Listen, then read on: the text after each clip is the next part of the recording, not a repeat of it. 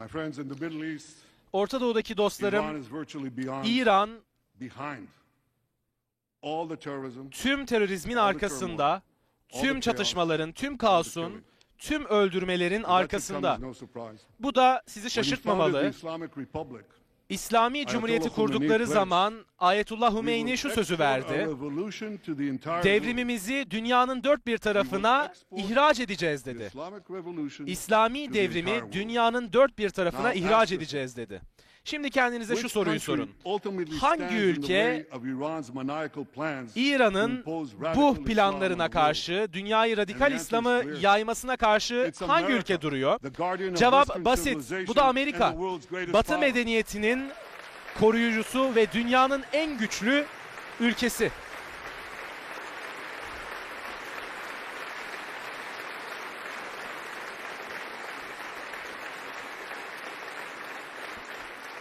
That's why Iran Bu sees yüzden America İran as its greatest enemy. Amerika'yı en büyük Last month, düşmanı olarak görüyor.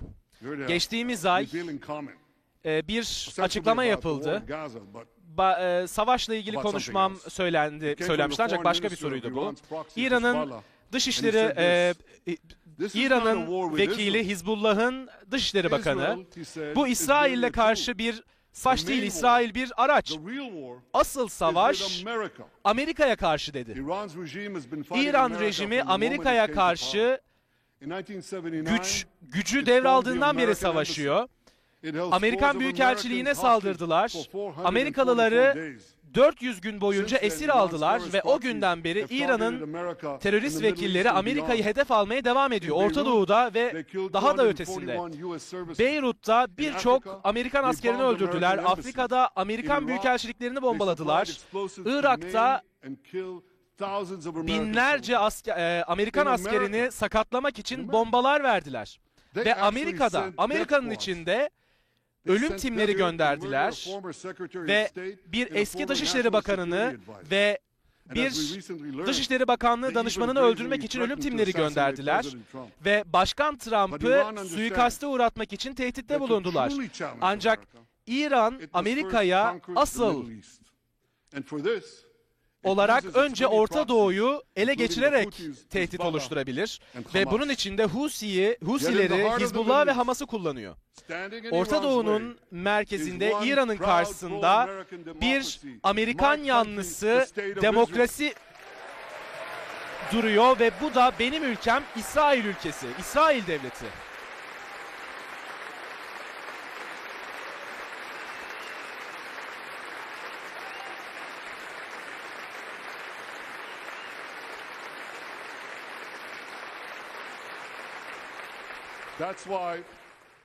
That's why the mafia Bu in yüzden Tehran chant death to Tahran'ın Israel çeteleri before they chant İsrail'e death to ölüm America. diye bağırıyorlar. For Iran, Amerika'ya Israel ölüm is diye first, bağırılmadan America's önce next. İsrail'e ölüm diye bağırıyorlar. So Çünkü when İran Israel için fights önce Hamas, İsrail sonra Amerika. we're fighting Bu Iran. yüzden İsrail When we Hamas'la fight Hezbollah, savaşırken İran'la we're fighting savaşıyoruz. Iran. Hizbullah'la When we savaşırken fight the İran'la Houthis, savaşıyoruz. we're fighting Iran. Husilerle And when we savaşırken fight İran'la Iran, savaşıyoruz. we're fighting the Ve most İran'la radical and savaşırken de murderous enemy of dünyanın the United States of en America. kötü, more thing. en büyük terörist When ülkesi Israel acts İran'la to savaşıyoruz. prevent Iran Ve from developing nuclear weapons, İran'ın nükleer nuclear silahlara weapons that could destroy erişmesini Israel and engellemesi threaten için every American birlikte city, every çalışıyoruz city that you come ve from. İran nükleer silahları We're not elde only ederse protecting ourselves, İran, İsrail'i we're ve Amerika'yı protecting yok you. edecek. Biz sadece kendimizi korumuyoruz, biz sizi de koruyoruz.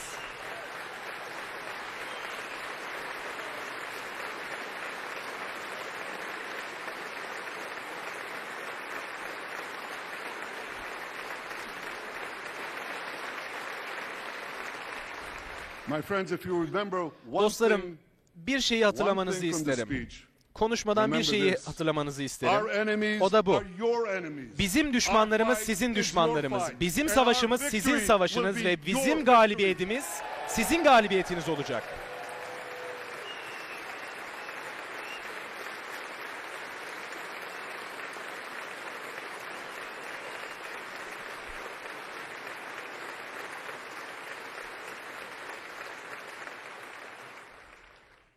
Ladies and gentlemen, Hanımefendiler that ve victory beyefendiler, is in sight.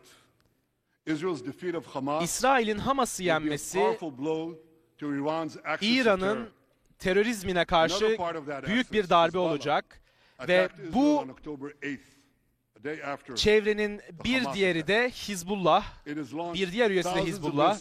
Binlerce füzeyi, binlerce roketi, drone'u bize karşı gönderdiler ve Kuzey İsrail'de binlerce vatandaşımız evlerinden tahliye edilmek zorunda kaldılar ve kendi topraklarında göçmen haline geldiler. Biz evlerine geri götürmek için onları geri ulaştırmak için elimizden geleni yapacağız. Ancak şu konuda net olmak istiyorum. İsrail yapması gereken her şeyi yapacak. Kuzey sınırımızda güveni sağlamak ve vatandaşlarımıza evlerine ulaştırmak için gerekli her şeyi yapacak.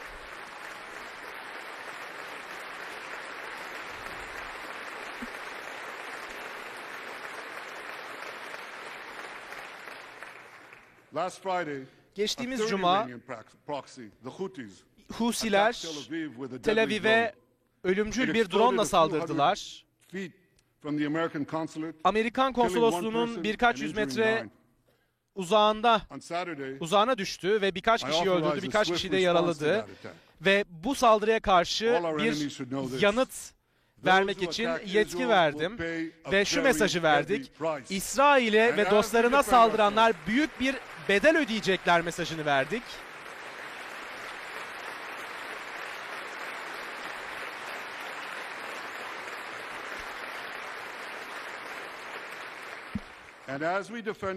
Ve kendimizi tüm cephelerde korumaya devam ederken Amerika'nın bizim arkamızda olduğunu biliyorum ve size bunun için teşekkür ediyorum. İki partiye de teşekkür ediyorum.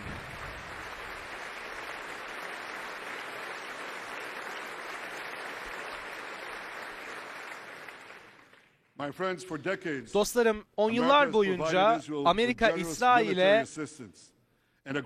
eli açık bir şekilde askeri yardımda bulundu ve İsrail'de önemli istihbarat paylaşımında bulundu, birçok insanın hayatını kurtaran ve en karmaşık silah sistemlerini üretiyoruz biz. Dikkatli bir şekilde seçiyorum sözlerimi. Ortak bir şekilde dünyanın en komplike, en sofistike silah sistemlerini ürettik ülkelerimizi koruması için. Aynı zamanda Amerikan askerlerini korurken ortak çıkarlarımızı korumaya da devam ediyoruz Orta Doğu'da.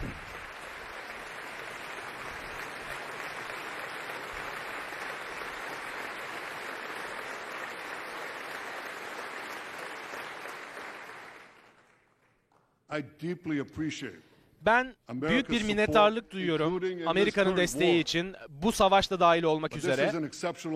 Ancak bu benzeri olmayan bir an. Amerikan askeri yardımını hızlandırmak, Gazze'deki savaşı sonlandırmayı ve Orta Doğu'da daha geniş bir savaşı engellemeye büyük bir fayda sağlayacaktır. Ve İkinci Dünya Savaşı medeniyetlerin ön cephelerinde savaşılmıştı. Winston Churchill bu sözlerle mesajını vermişti. Bize araçları verin, bize aletleri verin, biz de işi bitirelim demişti. Şimdi de medeniyetin ön cephesinde İsrail bulunuyor ve Amerika'ya şu çağrıda bulunuyorum. Bize araçları, bize aletleri hızlıca verin, biz de işi hızlıca bitirelim.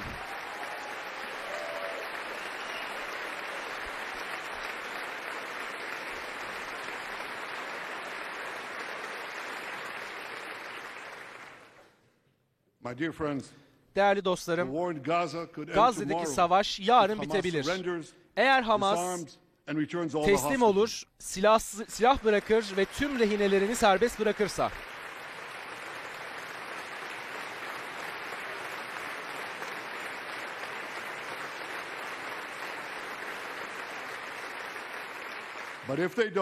Ancak bunu yapmazlarsa İsrail, Hamas'ın askeri yeteneklerini ortadan yok edene kadar, Hamas'ın Gazze'yi yönetmesine son verene kadar ve tüm rehineleri evlerine geri döndürene kadar savaşmaya devam edeceğiz.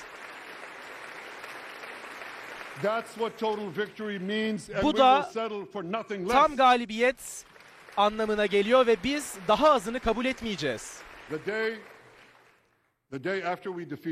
Hamas'ı yendiğimiz günden sonra yeni bir Gazze ortaya çıkabilir.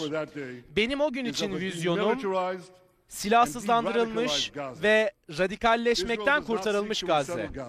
İsrail Gazze'yi yönetmek istemiyor ancak önümüzdeki gelecekte oradaki güvenliği elde bulundurmalıyız ki Gazze yeniden hiçbir zaman İsrail'e karşı bir tehdit oluşturamasın.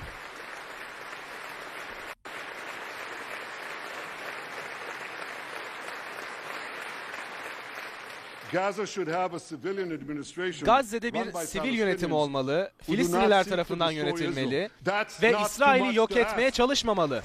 Bu çok şey mi? Bu istenmesi çok olan bir şey mi? Bu bizim talep ettiğimiz tek şey.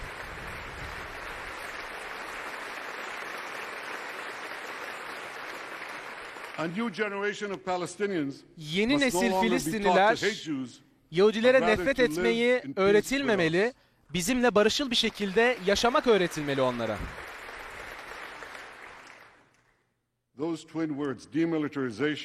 Silahsızlanma ve radikalleşmekten kurtulma, bu iki konsept Almanya'da ve Japonya'da uygulandı 2. Dünya Savaşı'ndan sonra ve bu da 10 yıllar boyunca güvenlik, barış ve varlığa yol açtı. Galibiyetimizin ardından bölgesel ortaklarımızla birlikte silahsızlandırma ve radikalleşmekten kurtarma, radikalleştirmekten arındırma, barışı ortaya çıkaracak. İşte benim Gazze için olan vizyonum da bu.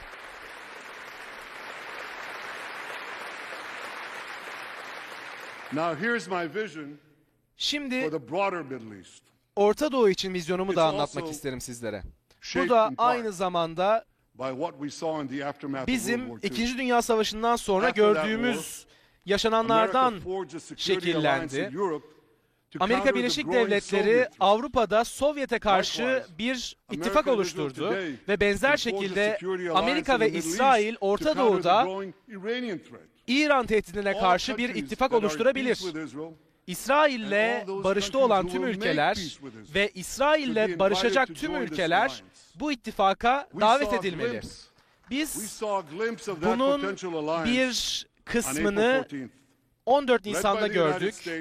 Amerika tarafından öncülük edilen yarım düzine ülke İsrail'le birlikte çalıştı ve yüzlerce füze ve drone'u İran tarafından gönderilen, bize karşı gönderilen drone'a ve füzeye karşı koalisyon oluşturuldu ve Başkan Biden'a bu koalisyonu oluşturduğu için çok teşekkür ediyorum.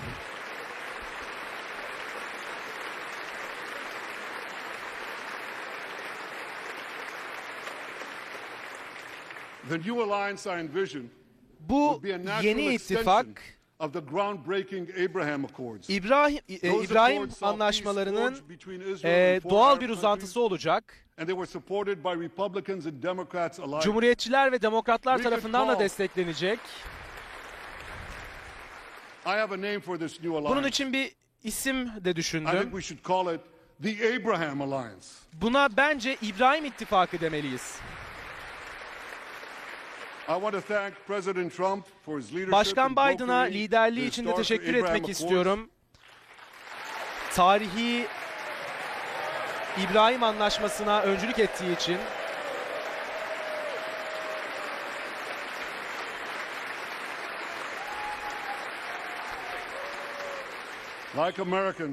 Amerikalılar gibi İsrailliler de Başkan Trump'ın o korkunç menfur saldırıdan sonra, menfur saldırı, bu Amerikan demokrasisine karşı olan menfur saldırıdan sonra sağlıklı bir şekilde kurtuldu. Demokrasilerde buna benzer şiddetlere yer olmamalı.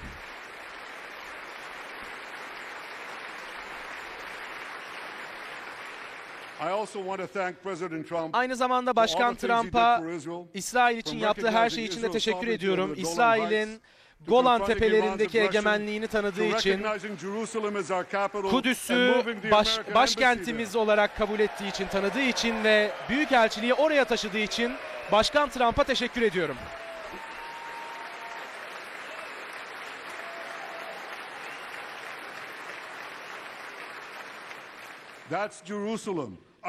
Kudüs bizim ebedi başkentimiz ve Kudüs bir daha hiçbir zaman bölünmeyecek.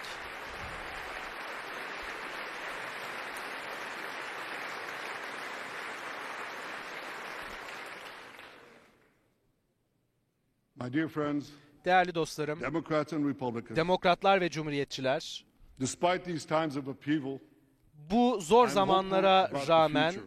gelecek hakkında I'm hopeful umutluyum. about Israel İsrail için because my mutluyum. people, Çünkü the Jewish halkım, Yahudi emerged halkı from the depths of hell, of cehennemin dispossession and genocide. diplerinden dirildi Yahudi soykırımından sonra ve We tüm restored our sovereignty in our ancient homeland. zorluklara rağmen We built a powerful and vibrant tarihi democracy, topraklarımızda bir devlet a kurduk, bir democracy egemenlik that pushes elde the ettik boundaries of innovation ve for the demokrasi betterment of all kurduk. humanity. Yenilikçiliğe I'm hopeful about America bir toprak kazandırdık because I'm hopeful about Americans. ve Amerika için de I umutluyum know how much çünkü the people of this Amerikalılar için country umutluyum. have sacrificed to defend Bu freedom. ülkenin özgürlüğü America savunmak will be için ne continued to be kadar a şeyden force for fedakarlık light and good ettiğinden in a dark and dangerous world haberdarım. Bu for free karanlık peoples dünyada everywhere. America remains dünyanın the dört beacon bir of tarafındaki liberty. Its insanların extraordinary özgürlüğü için founders çalıştılar. envisioned back in Amerika 1776. özgürlüğün meşalesi olarak kendini dünyada göstermeye devam ediyor ve kuruluşundan beri yapıyor bunu.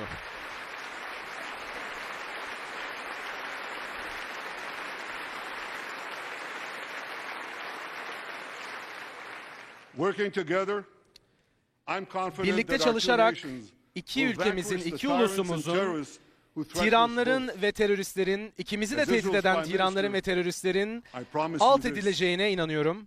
No matter how long it takes, Ve ne kadar uzun sürerse no sürsün, matter how difficult the road ahead, önümüzdeki yol ne Israel kadar zor will olursa not olsun, relent.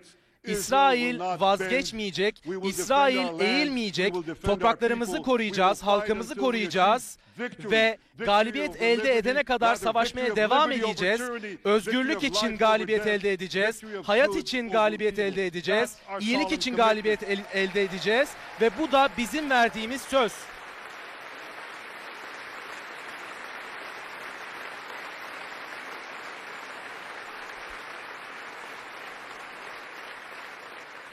And we will continue to work with the United States and our Amerika Arab Birleşik partners Devletleri ve Arap ortaklarımızla transform a çalışmaya troubled devam region edeceğiz. from a Bu backwater of zorlu depression, poverty, and coğrafyada war into a thriving yoksulluğu, oasis of savaşı dignity, ortadan prosperity, kaldıracağız and peace. ve onurun In olduğu, this barışın noble olduğu bir mission, vaha ortaya as çıkaracağız. in many others, Ve bu Israel onurlu will always remain görevde America's İsrail her indispensable zaman ally. Amerika'nın vazgeçilmez dostu olmaya devam edecek. Zor zamanlarda da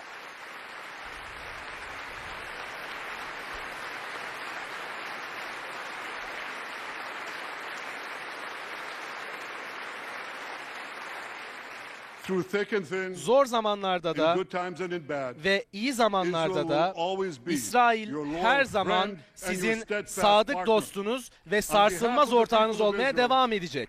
Ve I İsrail came here halkı today adına to say bugün thank you, size America. teşekkür etmek Thank için you for geldim. your Teşekkür support and ediyorum Amerika. solidarity. Bizimle Thank you birlikte for durduğunuz standing in için, Israel, desteğiniz with için, Israel, in our İsrail'le hour of birlikte need. durduğunuz için, Together, ihtiyaç duyduğumuz anda birlikte durduğunuz together için we shall defend size teşekkür our common ediyorum. civilization. Birlikte ortak Together medeniyetimizi we shall secure savunmaya a devam brilliant edeceğiz future for both ve our nations. iki ulusumuz için de, iki ulus için de harika bir gelecek için çalışmaya birlikte devam edeceğiz.